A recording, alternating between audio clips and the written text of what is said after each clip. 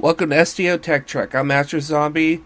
I'm currently dying of the flu, and this over here is Aponte, and he's currently dying to tell you about nannying. Oh, absolutely. Or should I say, coordinated team runs. That's the PC way to say it. Well, yeah. So I'm sure many of you have heard of the term nannying within Star Trek Online. It's the Donald Trump of Star Trek Online. It's very controversial. We do not talk about it. Some people love it. Some people absolutely despise it. But overall, it's a thing in STO. So we're going to break down exactly what it is, what it means, and what it does. Well, it's cheese, isn't it? I mean, that's what a lot of people seem to think. So again, we all have our opinions on it, and I'm not here to change anybody's opinion on how they feel about nannying. My biggest thing is the way I look at it, and the minute you bring a tank or anything like that into a run, you are now changing the variables of the run, and you're supporting the DPS guys or just the whole team by taking the threat off of them. No, I'm not saying it's the same. I get it. Nannying the way we consider an STO to the level it goes is really an extreme version. I get that. My biggest thing is there should be 2 leaderboards. That's, a whole nother thing. I don't know if it's possible. But nannying has been so controversial in this game. A lot of you who might be newer to the game, and again, I wasn't there, so, I'm not speaking about things I wasn't a part of, but it's the reason we have 2 DPS channels now. If a lot of you will probably noticed as you level up, you'll get invited to 10K and 30K, and then you'll get invited to bronze and silver. I mean, literally, nanny runs are the reason for this, Basically, when it comes to the 2 different channels, everything's fine. It's a difference of philosophies, I believe, how it went down. Not going to get into the drama or anything like that, because I honestly do not care whatsoever. I was kind of there. I wasn't with anybody or anything, but I was there one day when there was one channel, and then all of a sudden we were kicked out of the channel and then invited to another channel, and then, yeah, back and forth. So, yeah. And again, I mean, I think I was playing at the time, but it was nowhere near doing anything with DPS or even paying attention. I don't think I was even a part of any of the channels at the time. So, I mean, my biggest thing is, and I'm not speaking for people, but I think the biggest way I've seen the big philosophy breakdown is, some people think the leaderboard should be based on single DPS, and others think that it should be based on team coordination. Now, the biggest reason that I'm not anti-nannies or anything like that is because, again, no matter what you do, the run is affected by the team. So any of you guys who have gotten to the level where you do some higher DPS, you've gone into an ISA where maybe there were some newer players who weren't putting out the same kind of damage, and nothing against the newer players. They don't have the same builds. That's fine. But you have experienced how much longer the run will take, and that negatively affects you. You've also experienced the run where you've gone in and there's a couple guys doing a couple of 100K, and the run speeds up, and maybe you see one of your best number outputs. So no matter what, when you're flying with a team, there are so many variables that are going to affect you, whether they're positive or negative. So essentially, all the nanny type of things it's controlling those. Now, yes, for the most part, this is, a team of 5 players, and this record that the player gets, for the most part, most of the guys who do it, they tell you it's a team record, not really just a solo record. I mean, the DPS guy still has to do his part and fly really well. This is more an achievement for the team than just the single player, because this is 5 people working in perfect unison to get this job done. Now, some people don't like it because, the support characters, or nanny, however you want to say it, they're actually taking out a ship that does a lot less DPS to leave all that damage to be done by the single DPS player. But again, to me, it is a greater version, but it is the same philosophy behind having a crowd control and a support tank in HSE or a drain guy. I mean, it's just setting up the run for the team to go through it and do better, uh, instead of going left to right on an ISA, you can do a 3-2 and get a record that way. Yeah, exactly. So because like on one board it's divided up as a 3-2, and the other they just smush it all together. There is no 3-2. There is no left to right. They're all one. Yeah. And I guess so what exactly is a nanny? I would say it's just a team working together and coordinating to get the most DPS out of one player as possible, and they're going for a world record. And within that, it means that full kind of team world record. It's not saying automatically that they're the best DPS player in the game or anything like that. That's the best DPS output anybody's been able to achieve, and it's because of that team, not just that player. Well, yeah, and then we're seeing high numbers out of players that are just continuously running ISA, pugging it without any organized team beforehand that are doing close, if not the exact same numbers. It's just a different way of playing. Yeah, and I mean that's the, and so I'm going to drop some names here that are on the top of the board, and I'm not calling any of these people out because I support both styles, I really do. So if you look at the STM leaderboard right now, you'll see an @handle Marcus, and he's a player who plays with a couple of guys, and that's what they do. They go into these runs with support runs with the recluses, things like that, to try to get the highest DPS they can. And right now the record posted there is about 300. But then very close behind it, and this is the first time I've ever seen it, that a legitimate pug run like this, or non-nannied if you want. There could have been players he knew with him. But another person on the board named Tenor has a run that's at 268 without a so-called nanny run. So, this is the closest I've ever seen the two, to be honest. You know what I mean? Back in the feedback pulse days, there was a solid 150 to 200k difference between the support/nanny runs versus pug run DPS. Well, I know, like on the metal side of things and stuff like that, they do a lot of RNG nannying. Yeah, and I've noticed that, like, where you look at their builds, and they're kind of based off of them running these runs a lot until they get the procs that they want in that number. I mean, that's the thing. They are chasing that highest number possible. And, it's more to see what that number is. I mean, they're kind of just pushing their limits. And, I'm not trying to sit here and kind of sway anybody's opinion to say, oh, this is a good thing or it's a bad thing. It's just, it is what it is. It's how they play. There's not necessarily anything wrong with that. You know what I mean? I don't think it should be this villainized thing because, it's just a part of the game. But, if there was a way to honestly separate it on like a leaderboard or something, that would probably be the thing that could answer everything. But I don't know if that's something that is viable. Well, I think that was part of the philosophy of why the split, because one group said that it shouldn't be divided, the other group said it should. Yeah, whatever. I mean, but unfortunately, the problem even with STM. So if that's that was created after, at the top of the STM boards, there still are the quote unquote nanny runs, because I'm not sure if the parts could honestly, if it was just about, because all right, so one of the big ships we're going to talk about is the Tholian Recluse. It's one of the best ships to do something like this, and if it was just a matter of, okay, there were recluses in the run, put that on the nanny board. But at the same time, what if I went into a pug run and there was just some guy flying the recluse? Because the recluse is still a fine ship, and it doesn't have to be set up for a nanny. It could just be set up, so there are a lot of problems with that.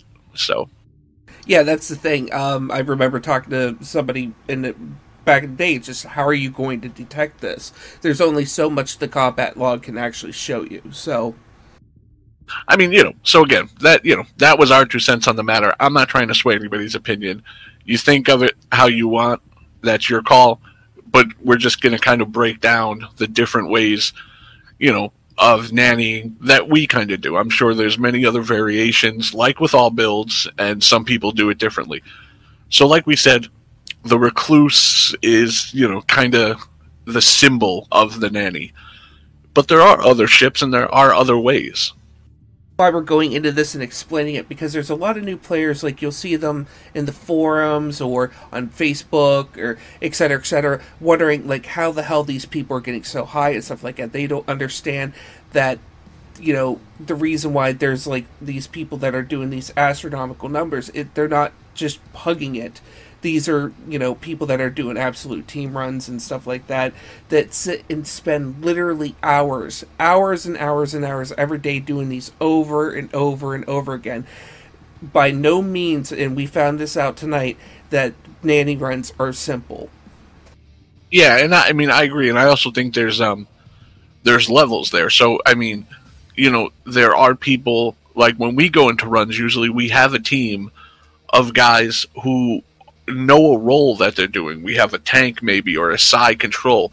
I'm not going to say that's the same, but so again, it's not just us going into a pug run. We are kind of controlling what's going to happen and who's going to do what. So there are different levels to that, but that's all, you know, no matter what, that's really why a lot of this increase in DPS you see is because even if we're not straight up nannying, we are going in with a full team and a battle plan and strategy. They have just taken it to that other level. But, you know, so if you go into a pug run and you really can't even imagine how that this next level of DPS is getting to, chances are a lot of the time they're going in there with at least 2 or 3 other players with a plan and executing it. One of the first abilities that we kind of want to talk about here, it's called Against All Odds. While active, you and your teammates will gain a substantial bonus to damage as well as a massive reduction to power cost. Activating this ability requires full bar of inspiration. Multiple stacks of this ability will extend the duration instead of stacking the potential of the effect.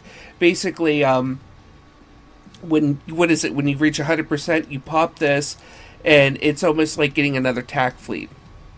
So this is on any ship that actually has the command abilities built in. So pretty much the command ships like the Presidio and things like that, the Kelvin Connie. I'm not sure if there are actually any other true command ships like that, but so it's pretty much to team 33% bonus all damage for 15 seconds and negative 100% weapon power cost. So that's a nice Cat 2 team damage bonus. Yeah, basically the thing that says bonus all damage or bonus damage, that's considered a Cat 2. Correct? Yeah. You know, and that, again, so that's going to be the common theme here as we go over these things. It's going to be abilities that 1 or 2 players, or, you know, however many could have on the team, that will buff up the entire team, but mostly going for that one guy to boost their damage there. So, you know, there's a lot of different variables and things like that, so we're just kind of going over some of the more popular ones. So another one of these that are built into kind of a speciality ship there is off the Jupiter class. There's a console. It's the console from the ship that's called Fleet Coordination Module. So when you activate this console, you are giving out to your team plus 20% bonus damage for 15 seconds, plus 20% accuracy rating, and plus 20,000 temporary hit points. So again, the accuracy rating not so important in the PvE sense, but the 20% bonus damage and the 20,000 temporary hit points are really nice in this circumstance. The next console I want to talk about is off the Jem'Hadar Dreadnought carrier, the T6 version. It's the console called Enhanced Dominion and Coordination Protocol, and the ability is Fleet Maneuver Gamma. Basically, when you hit this clicky, it gives everybody 15% all damage for 15 seconds, plus 60% flight turn rate for 15 seconds, 60% flight speed strength for 15 seconds, plus 100 inertia rating for 15 seconds. And then it gives you like immunity to confuse, placate, etc., etc. Yeah, this one's another nice one because, you know, a little less on the damage bonus, but the flight turn rate and flight speed, depending on where you necessarily hit this, could come in really handy too. So this is another nice one. Yeah, this is one of the ones where, you know, we pop it there at the final gate and TAC cube at the end.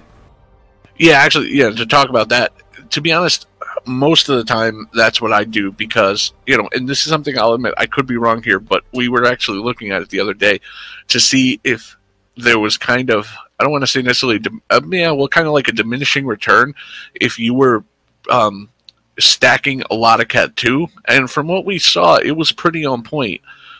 So, you know, a lot of my sense of thinking of this is when we go into the gateway and the tactical cube and the spheres, most of the times we skip, or pretty much I should all the time when we have a full team like we're talking about, we skip the spheres that come out when we're heading from the left to the right to leave them for the end. So when we go in there at the end, that is when you have the most amount of targets in one spot. So that's usually where we see the biggest increase in damage. So if we're stacking all that Cat 2 there, well, you're hitting the unshielded gateway, you're hitting all those spheres, and you're hitting the tactical cube, it seems to be the best point to kind of stack all of these different things, such as these consoles, on your ship yourself, dynamic power redistributor. Now, especially Domino, since Domino will start extending the duration of all those buffs depending on things dying, and you'll have all those spheres dropping. So yeah, a lot of the times we're stacking up that big damage right there at the end. And another one here, this one's actually a duty officer that you would run in conjunction with a bridge officer ability. The ability is Attack Pattern Gamma. So Attack Pattern Gamma, let's say we're talking about Attack Pattern Gamma 3, is giving you a plus 24.9 bonus all damage, an increase to flight speed and turn rate, and a nice damage resistance rating, as well as some some defense. So if you have this duty officer, who is a con officer, you have a 15% chance to apply some of the effect to your team. So it would be 11.2 all damage resistance rating, 7.5% bonus all damage for 15 seconds, and 22.5 defense rating. So, you know, that one, it's a 15% chance, so it's not so much of a guarantee, but that's a nice little added thing you could do there to kind of help out the DPSers on your team. Alright, so, you know, when we were talking about doing this video and kind of breaking down for people what these nanny runs were, we also actually wanted to put it into effect and kind of do a run to kind of show you. So what we did was, we decided to take Astro Zombie and put him in his normal B mode. And then me and Darth Protius, both in our Psi Recluses, went in there, as well as having Tankia with his Jupiter, which is the console we talked about before, the Coordination Assault. And then we had another member of our group who was just another kind of high DPSer, because, you know, you want two solid guys up there just to keep the run going with speed. So we decided to do that run. So, you know, we're actually going to kind of break down now some of the abilities on my Recluse, that are kind of affecting Astro and how I was using them and what they were doing to help out. So one of the reasons why the Recluse is the ship that is considered the nanny boat, you know, like this is the flagship of the nanny boats. One of the reasons is because of the pets it can run. And that is the elite Tholian mesh weavers. Now what's special about these ships, the Recluse has 2 hangar bays, so essentially you're getting 4 of these out at one time. And these pets have Attack Pattern Beta 3 as well as Fire Will 3. So really, the big thing here, and because the name of the game a lot, I mean, the biggest thing for DPS, it's, you know, your damage increases between your Cat 1s and then your Cat 2s after that. And then it's debuffing. You know, that's the big one. Attack Pattern Beta, Structural Analysis, all these different abilities that are giving negative damage resistance. So having pets that have Fire at Will 3 and Beta 3 really starts to assure that all of the different targets around are getting debuff. Now, another thing that kind of goes along with this is the Tholian Tetrion Grid. It's the console that comes from the Recluse itself. So, the Tholian Tetrion Grid, in AoE, pet energy, damage buff, and attack. So this is giving you 33% bonus energy damage for 5 seconds to all affected allied targets. So everybody within the range of this Tholian Tetrion Grid is getting the Cat 2 damage bonus here for 5 seconds. So that's a really nice one. I mean, so those are the 2 big things that are inherent to the Recluse itself. Now, the other things are a mix. It's a mix of kind of consoles and space sets. It's a mix of duty officer or bridge officer abilities that you're using, and then starship traits. So, you know, we'll kind of break those down. So one thing that's a little bit different than before. So back before Season 13, obviously, a lot of it was built on taking threat for the DPS guys because of feedback pulse, and, you know, and obviously the more threat and the more damage taken in, the more damage put out with that ability. So the recluses were just something that were going to heal you, and they were going to have no threat. So coming out today, it's not so much about threat in the same way. It's not about feedback pulse, but there are some decent things that kind of still help out DPS, depending on if they're taking in. So, you know, we still have it to the point where the main DPSer is going to take in a good amount of threat, and the recluse is going to heal them. Yeah, we have an ability for this, a trait, actually. It goes with Attack Pattern Delta. It's called Attack Pattern Delta Prime. When slotted, this trait improves your Attack Pattern Delta, so that when the target of your Attack Pattern Delta hits, the target gains a bonus of critical chance or critical severity. Basically, it's 1.5% critical chance for 5 seconds for each hit, and then 3.75% critical severity for 5 seconds for each hit, and it stacks up to 10 times. Yeah, and I mean, and that's a nice increase. And so usually if the team itself is running no threat amplifiers or even some nullifiers, which my recluse still does run 2 of the threat nullifiers, not for the damage obviously, but just to make sure I'm not stealing any threat. And then also because they have Control X, and it's helpful for the support recluses to also be able to control the map if you don't have another science guy. But to that same end, one of the duty officers I'm running is Adak Ukan. This is somebody we actually talked about in the tanking one, but it's the one that gives us extra threat generation when Attack Pattern Delta is used. So I'm applying Attack Pattern Delta to him. So since I have this duty officer, it's applying a little more threat to him. So again, now it's going to be my job to keep him alive and heal. That leads us into one of our personal traits we're using. It's called Expedient Repairs. When using a hull heal or shield heal on a non-self ally, 2 healed ally, plus 20% all damage for 5 seconds, plus 20% all damage resistance rating for 5 seconds. And then to myself, it reduces hull and shield heal cooldowns by 20%. So it's a really nice one. And then, so again, you know, pretty much personal trait-wise, that was the biggest one that I'm running that really is kind of a damage increase, anything like that. The rest of them were mostly just stuff like Biotech Patch for my healing, some control effectiveness, things like that. Now, Starship trait-wise, he talked about Delta Prime. I'm running all hands on deck for the cooldown reduction to my science abilities and my captain abilities. Ablative Field Projector, which is giving 3,000 temporary hit points for 15 seconds to the target of my shield heals. And then Radiant Nanny Cloud, which any kind of heal, captain, or bridge officer heal, give an additional 50% of the healing as heal over time for 4 seconds in a 3-kilometer radius. So again, a nice boost to the healing I'm doing to other players. But there is the last Starship trait I'm using here. This one is another team-affected one. So what another bridge officer ability I'm using here is the tactical ability Focused Assault. So when you apply Focused Assault to a target, for the next 20 seconds, allies attacking that target gain plus 15% bonus damage for 3 seconds and plus 15% accuracy rating for 3 seconds. So now, using this trait, which is called Designated Target. And I believe this trait comes off of one of those 26th century temporal ships. I'm going to have to look up which one. But so what this does is enhances specific powers. If target of Focused Assault is destroyed while active, allies within 5 kilometers of enemy gain Designated Target. What this does is you recover 20% of max hull hit points and plus 10% bonus all damage for 15 seconds. So basically, to break that down easily, I put Focused Assault on the left side transformer.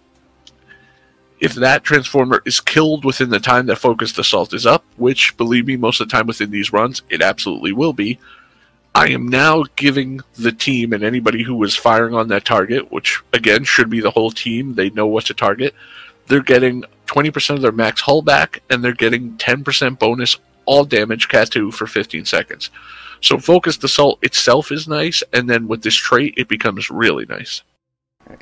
Alright, let's move on to the Iconian 3-piece and 4-piece set. Basically, when you have at least 3 of the Ico set on, you're going to get Energy Augmentation Actuator. When firing energy weapons, 5% chance to get plus 10 energy weapon damage to team, and it stacks up to 3 times. Now, if you're using the 4-piece, you'll get a nice little clicky that you will either show up on your spam bar somewhere down below, or you might have to pull it off and put it yourself. But it's called Radiant Subatomic Pulse. It's plus 33% all damage for 30 seconds, plus 20% maximum hull for 30 seconds, and 10% flight speed for 30 seconds. And I believe that's a Cat 1, correct? Yeah, it is. Okay. But that one's also really nice because, again, the other 2 effects are pretty good still. So, I mean, that's the thing. Sometimes, like with some of these consoles we talked about, the damage it gives you is nice, and then the rest of it is just that. But here, the maximum whole hit points is really nice because, again, like we said, we're still pretty much setting it up so that the main DPSer is the threat guy, and then the flight speed is always nice. So that's a nice clickable. Yeah, so far, I mean, we've listed off some stuff. Does any of it sound monstrous or cheesy, hacky, cheating, should I say? I mean, it all sounds pretty benign to me. Well, I mean, again, that's, to be honest, not trying to push opinions. Everybody has their thing to that. What I wanted to clear up, if you think this is something that shouldn't be allowed to be uploaded as in terms of DPS because it's too focused on one player, that's fine within itself. But, are there people who might do runs like this, and if there's something that's broken or something that's being misused, that's possible. But the actual idea behind this is it's not, you don't have to use anything that's broken or like how we talked about some of those ghost traits. It doesn't require anything like that to work. It's just putting together all these little things on one build and really focusing on one player. So it's nothing necessarily cheesy or broken, it's just them using these abilities to bolster one person. Now, whether you think that's okay or not, that's opinion-wise. But this is all legitimate stuff within the game that they're just using. Alright, so another big thing, and probably could have went into this a little earlier, but so, the Recluse is a somewhat science-y carrier, if you will, but it's not necessarily a perfect science ship. It doesn't have a secondary deflector. So this is a ship that you can run on attack or an engineer, and you could still run it as a support nanny if you want. The thing that I think gives science the best chance with this, and why usually you'll see them as science, or at least one, if there's a run where there's 2, at least one will be science, is because of the captain ability for science, which is Sensor Scan 3. So Sensor Scan 3 targets anything alive, affects foe up to 15 max, to target, negative 61 all damage resistance rating for 20 seconds, negative 500 stealth, to self, plus 5 stealth sight for 20 seconds, 2 targets affected by your sensor scan, negative 42.9 all damage for 10 seconds. So obviously the 2 big ones here are the huge decrease to damage resistance rating for 20 seconds, and then the minus of damage coming out from your foes. So again, something nice to help keep you alive. I'm going to hop over to the intelligence officer over on your spec tree. When you reach tier 4, you'll get an ability called Intel Fleet. And there'll be Intel Fleet 1 and Intel Fleet 2. But basically, I'm just going to list off what is pertinent to the team. You're going to get a 10% shield penetration for 30 seconds and a plus 10 armor penetration for 30 seconds. And everybody gets it when you activate this. Yeah, this is one I think that had changed a little. It used to be plus 10% to both shield and armor pen. Now the way it reads is 10% shield pen and then just plus 10 to armor pen. I'm not sure if that's a typo or a legitimate change. Either way, it's a nice addition. It's not something that is kind of make or break necessarily, but again, when you're thinking about the support guys, they're not really there to do much in terms of DPS. So what they're running for specializations, like for my recluse, it's Intel primary, pretty much for intelligence fleet. And then also it does give me some nice damage resistance rating stuff to keep alive because most of my heals are going out. And then I use pilot secondary, to be honest, because rock and roll kind of helps me out. And again, there's some built-in abilities that kind of keep me alive because there's no other one that necessarily gives me anything to boost team. Now, one thing that we actually might want to go into here is what builds can be nannied. So, like, most of the time when we're talking about these, we're talking about beam boats. Those people that in numbers we talked about on the top of the leaderboard, these are pretty much beam-heavy boats. The runs that we boosted Astro in right here, he was in a beam-specific boat, I think with the Gnostic Energy Torch, but still, I mean, the majority of the damage here is coming from beam weapons. You can, in fact, support a torpedo build or a science build, and a lot of it would still be somewhat of the same, because a lot of these abilities, like we said, are boosting all damage and things like that. But there would be minute differences. If we were boosting a torpedo boat, having our recluses run the command tree would actually help the torpedo guys. So there are variants there and stuff, but, right now we're pretty much just kind of breaking down the beamboat one, because that is absolutely the most often you will see these kind of runs. So, alright, and, so, again, here's another big one here, is the weapons we're using on these ships. So, it really does come down to what the primary DPS guy is using. A lot of the times, right now, like I said, the record holder right now for the SCM is actually running what could be called a rainbow build, but pretty much it's a anti-proton heavy build. And then he also has the Terran, because it is still the single hard hitter for beams. And then he's running the Trilithium, which is the omnidirectional phaser from a mission reward. So, for the most part, it's anti-protons, though, a mix of Delphic and Herald. So, if I was supporting that build, obviously I would want to run regular crafted disruptor, because we want the negative all damage resistance rating, or maybe corrosive if we were doing HSE, where it takes a little longer for the damage debuff to proc, but in something like HSE that might come in handy. But for this one, we were using coalition disruptors, because Astro, who was our primary target here, was running regular disruptor kind of build, so coalitions worked. So pretty much the big things you want to look at weapon-wise, it's about the proc that the weapon has, and most of the time, I mean, pretty much the one you're going to want to look at is a debuff proc. There's a few different kind of weapons that do this. Pulse phasers will do this. The phased Polaron does this.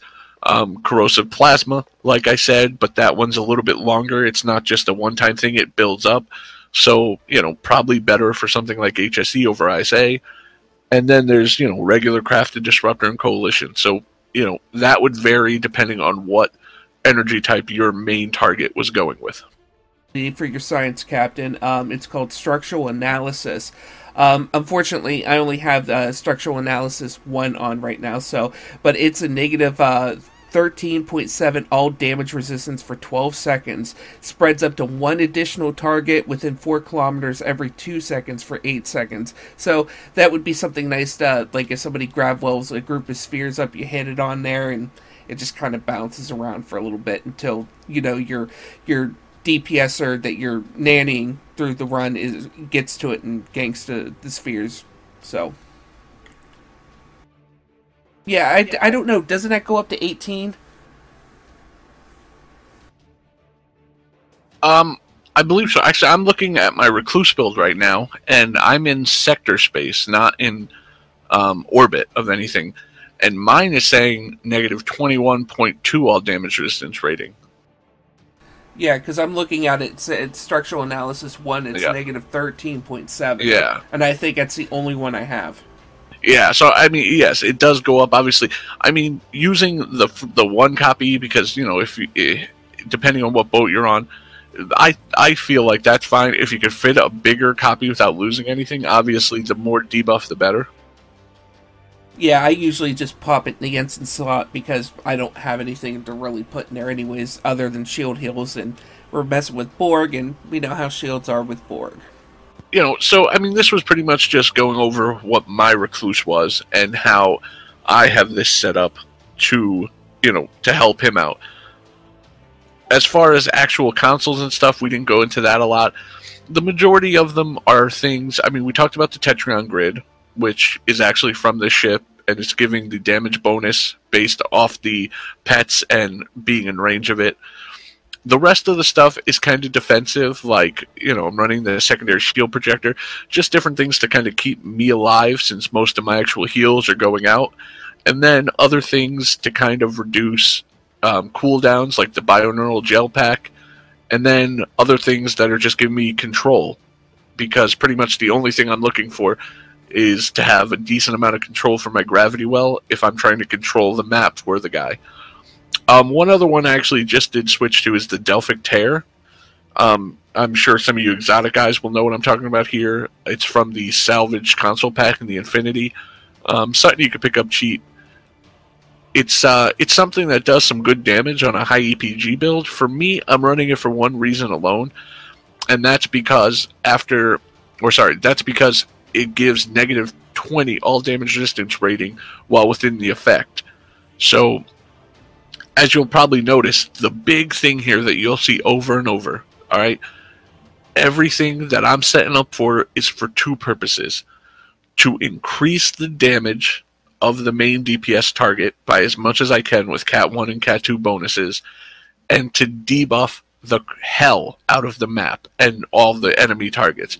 Because essentially that's what it's all about. It's about boosting damage and debuffing your target.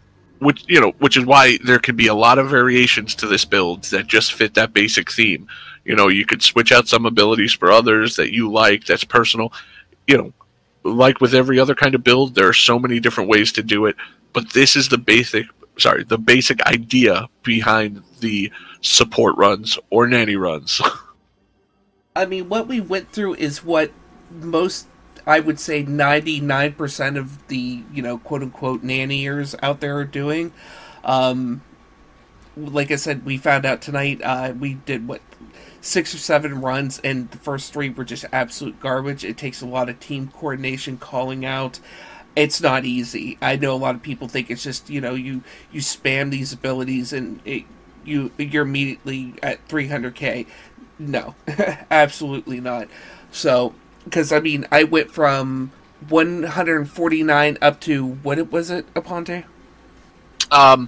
We got him up to, his record run tonight was 169. So with 2 recluses going up about 22k. Which is not bad. We could do better. If we sat there and kept pushing it and stuff like that, I have no doubt we'd have me up 180, 200, etc., etc. But that's not really my cup of tea. Nannying, it's something that I might do later on down the road just for funsies and stuff like that. But we just wanted to do it, to show it, to prove it, to explain it. Yeah, and, again, if it's not your cup of tea, that's understandable. Everybody has their right to their opinion, and not saying that any one is more valid. The biggest thing is, I've heard it kind of talked about as fake or inflated DPS. To be honest, I guess that could be a somewhat fair, kind of point about it, but the one thing for the majority of people I've heard who do these kind of runs is they don't bolster about it as a single person DPS or a single record. They kind of show it off as a team thing. It's a team accomplishment. And just to give, credit where credit is due, it like Astro said, it's not something that you could just put together and go boost all your friends and all that kind of stuff. It's something that you really have to do a lot of, and it's a skillful art. And this team, it just shows that coordination and stuff, and that's really what the impressive part of it is. It's not the single number that the one DPS guy's getting. It's the way the team is flying together, So again, I'd actually be interested to hear your guys' opinions on nanny runs. If they've changed at all, if you think they're a good thing or a terrible thing, if you think there should be separate boards or just like a single map, like DPS mark for single parsing, and then the regular board for ISA should be a team thing like this. So, leave your comments below. I've had fun talking about this. This is something we've wanted to do for a while, so I hope you guys enjoy, and check us out next week.